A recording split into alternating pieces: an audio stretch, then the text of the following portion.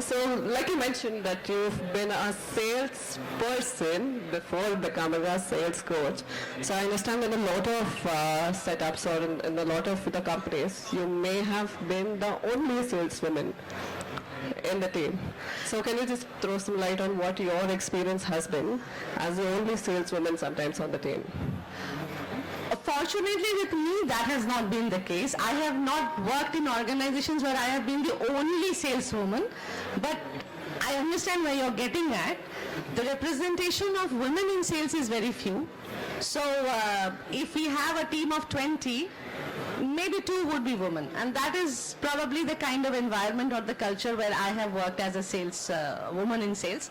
That number of women participating in sales have been less. So what is the question? How is it like being in a male-dominated...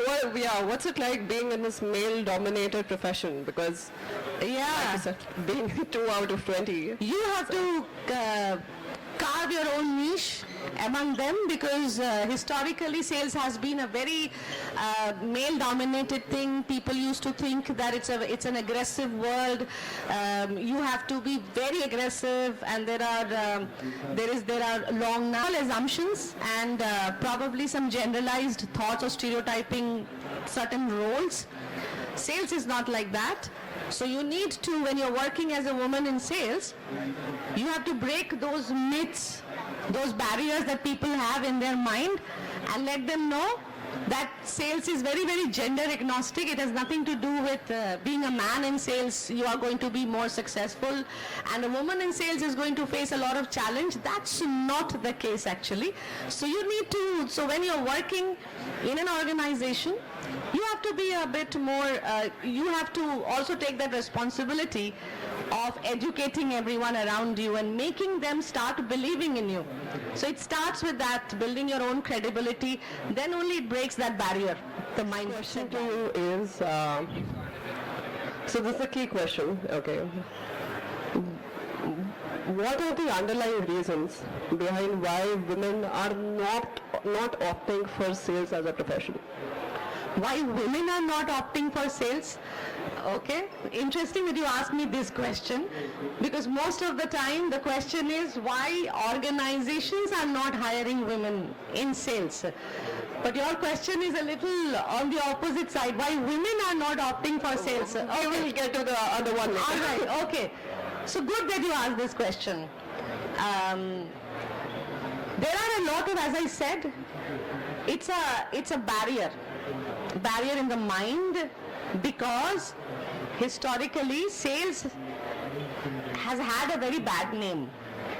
Sales as a function, sales as a job, it has a bad name. People think sales is, you have to be a con star to be in sales. You probably have to lie a lot. You have to be very aggressive, to be very pushy, and people don't like that.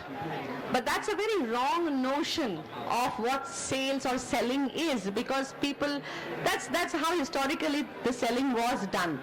Now because that perception has stayed in the mind still, and we are, like myself and many of my peers who are in the sales coaching business now, we are all trying to educate everyone that sales is not like that.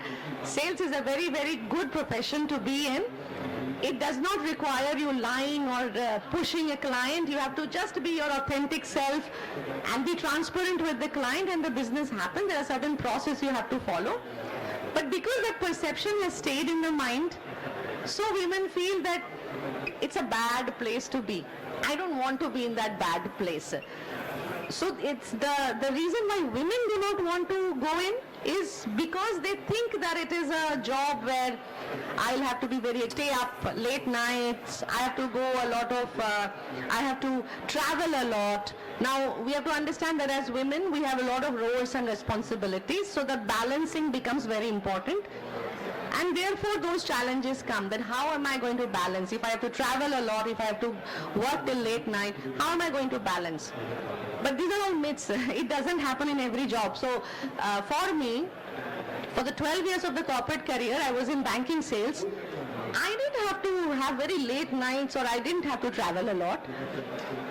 So it's not that every sales job you have to travel a lot and there are late nights and you have to be very aggressive and pushy. No, it doesn't work that way. So probably it's a wrong notion, because of which they have developed this limiting barrier in their mind that I can't be in sales.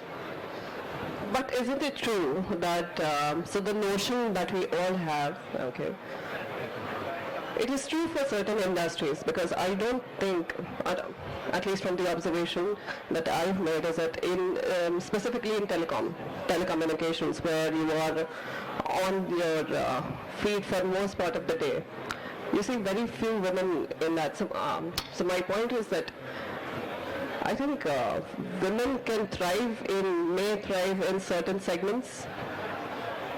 The notion stands true for a few industries. I would like to disagree with that, because there is nothing called as a man's job anymore. Women are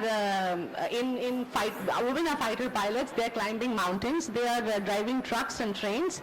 They are even in mining. They are in sports which were so far male dominated, like boxing and wrestling. So I don't think that's the case. It's a mindset issue. I'll again repeat, it's a mindset issue. If you believe you can do it, you can do it. If you believe I can't do it, you won't do it. Fantastic. So my last and final question to Pritha, you is that how can women now in the corporate sector can differentiate themselves as sales leaders? Anyone, how would any professional in a corporate sector differentiate themselves as a leader, right? So one is to identify your own strength, find that niche, carve out your own niche, work on your personal brand. I think most of the leaders, and especially women leaders, because you know that there is a misperception about being a woman in a leadership position. People have lots of thoughts. There would be biases, unconscious biases. You're aware of it. When you are aware of it, you should then do something on yourself about your personal brand, because I can't change the way people are going to think about me. I can't change other people's opinion, but I can influence other people's opinion about me. Influencing is possible. So work on yourself, work on your personal brand, build that credibility, carve out your niche in a way that you stand out, so that you're able to influence the other person's opinion, and they forget what they used to think as a preconceived notion or a judgment that they had. They're automatically removing that and looking at you the way you want them to look at you. So it's in your hand. It's not in anybody else's hand. Again, I will say, if you believe in yourself and if you believe that you can do it, you will be able to do it.